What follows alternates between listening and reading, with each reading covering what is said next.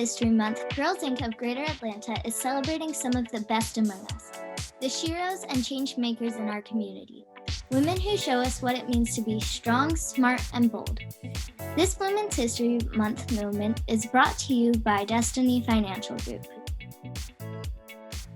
Hi, I'm Rosie Schroeder, and I'm pleased to highlight a woman who not only has been named Georgia's Trend's Top 100 Most Influential Georgians, but has also been appointed to a very important transportation board by a Georgia governor. I'm talking about Miss Sharon Mason. Miss Mason is the president and CEO of the Cobb Chamber of Commerce. She has over 18 years of chamber and nonprofit leadership experience, including service with the Birmingham Regional Chamber, the American Cancer Society, Children's Healthcare Cobb, and even the Georgia Regional Transportation Authority Board, just to name a few. Miss Mason, thanks for joining us. Thanks for having me. It's so good to see you. What inspired you to become executive director at the Cobb Chamber of Commerce? Oh, wow.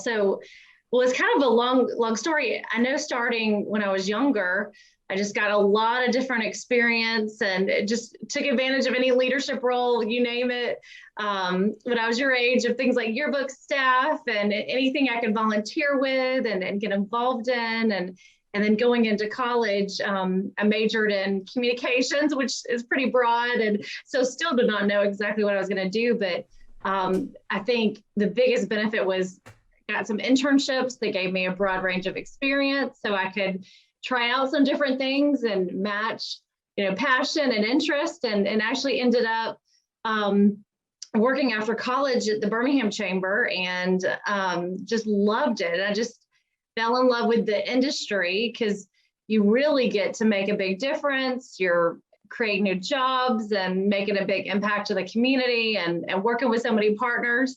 And so it was just such a rewarding job that I just loved it. So when we moved about 16 years ago for my husband's job back to Georgia, because I'm a Georgia native, it was great to stay in the chamber industry. And I had heard about the Cobb Chamber and Cobb County. And so I wanted to stay in and have been there ever since. And I just loved all the different things we've been able to do to help so many people start their business, grow their business, help out, volunteer for nonprofits, help out the community. It just is great to be part of it.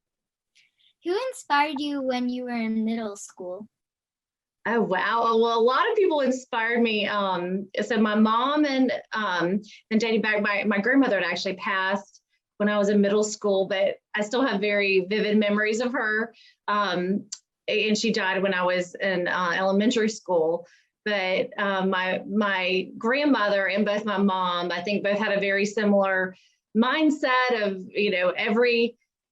take advantage of any opportunity you have to be intentional and to make the most of helping other people and giving back and making a big impact wherever you are. And that's going to mean something different, for every stage of life. And so I learned that a lot from both of them. And then also just, being a leader that serves first. That's really important, that you're focused on the team and all of you together and focused on others, of helping others. And so I really saw that in both of them. And then also my youth leader had a very similar mindset as well, of giving back and serving and looking for where are the needs and where can you make a difference, and using your talents to make a difference where you can. How would you say someone my age could get involved with local community causes? I think there's so many things you can do at your age, and just really looking at, there's a lot of nonprofits that have a lot of needs, and especially right now with the pandemic, it's been really tough on a lot of individuals. A lot of people lost their jobs or, had to suffer through the health impacts of the pandemic and, so many other impacts. And so our nonprofits are needing help more than ever. And so I think finding one that, look up nonprofits. Actually, the Cobb Chamber on our website, we have a directory if you get a cobbchamber.org. And click on nonprofits. We've got a lot of great ones like Girls Inc. and others that is good to check out, and you can see their websites and see what they're all about and see what interests you, and then maybe volunteer at some and see where you can help out. But there's a lot that you could help with, and, especially if you're doing fundraising for some, that's such a big need, and kids can be the most impactful fundraisers. As adults, we can't say no to y'all. Y'all are awesome. Why is it important for girls to work in male-dominated fields? I think it's so important for, and I've seen this for me. I've been the Chamber of Commerce. We've been around almost 100 years, and I'm only the second female CEO. And I didn't realize the significance of it to a lot of women, especially those who hadn't seen as many women coming into CEO roles. But a lot of people had said it really inspired them to see a woman coming into that role, to see that is something that could be done. And I think many women have been paving that way of working so hard to get to where they are, and that's important.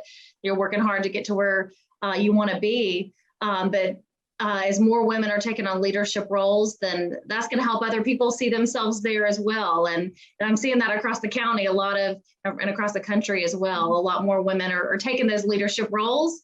And so there's more things that lead up to it. And so taking advantage of opportunities for different leadership positions in life help lead to other leadership positions. And so I definitely encourage young ladies, as you're looking at what you want to do, trying out different leadership roles and seeing what you enjoy and what you're passionate about, and getting various experience for volunteering, whether you're church or nonprofits or others. And there's a lot of needs, so there's a lot of ways you can help out.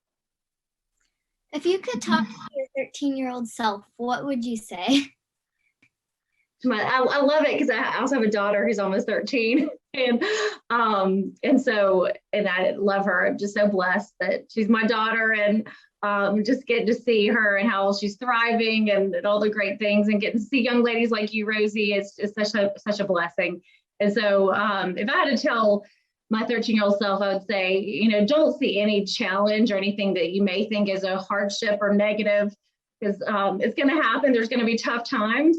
Don't see it as a setback or see it as anything that is a bad thing. Actually see it as an opportunity. And so while this situation, whatever it may be hard, how do you best utilize that for good? How do you grow through it, learn from it? Grow individually? How do you help other people from it? So really seeing any kind of obstacle in life, any kind of challenge as an opportunity, and it'll completely change your mindset about hardships and anything else happening. Yeah. When was there a moment in your life where you had to be strong, smart, and bold? Oh, wow. So there's a lot of moments, and, especially, coming in this role of knowing I'm only the second woman in almost 100 years, and want to make sure that I'm making other women proud, and our entire community proud. And so there's been a lot of moments, most recently my position at the chamber.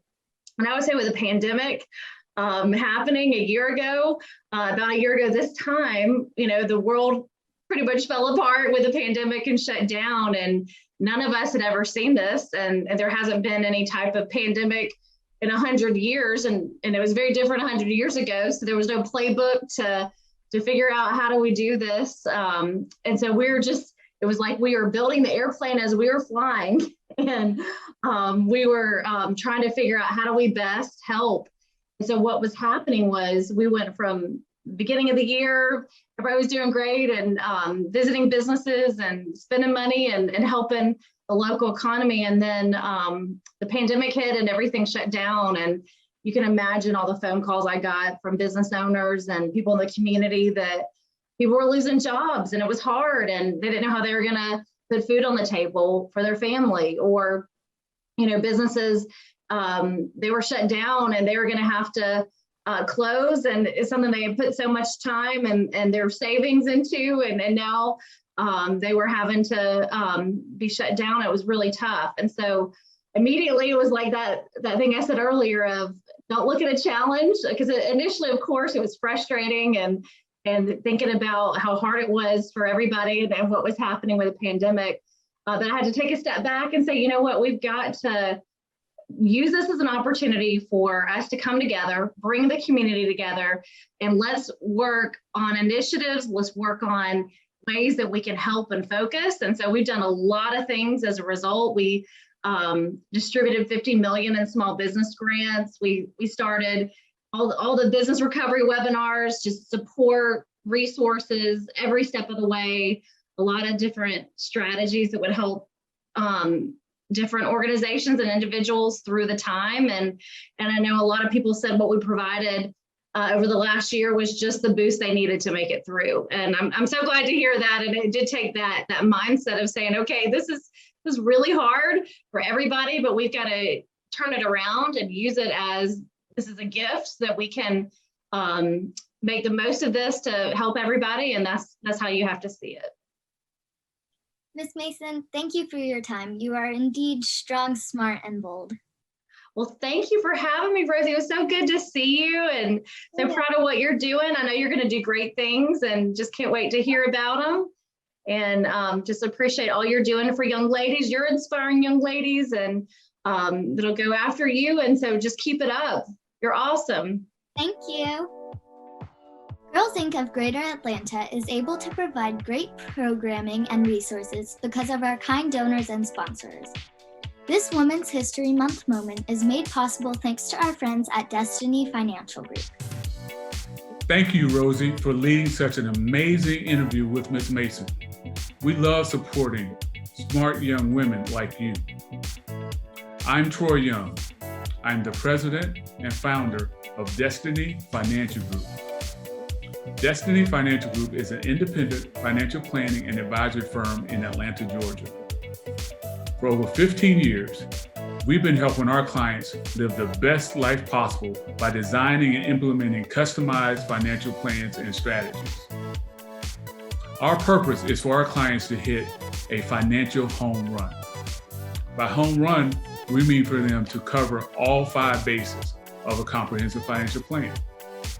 Those bases include income planning, investment management, risk management, tax planning, and legacy planning. We pride ourselves in being our clients' tour guide. As a tour guide, we walk along with our clients on this financial journey versus a travel agent that will just send them along their way to fend on their own.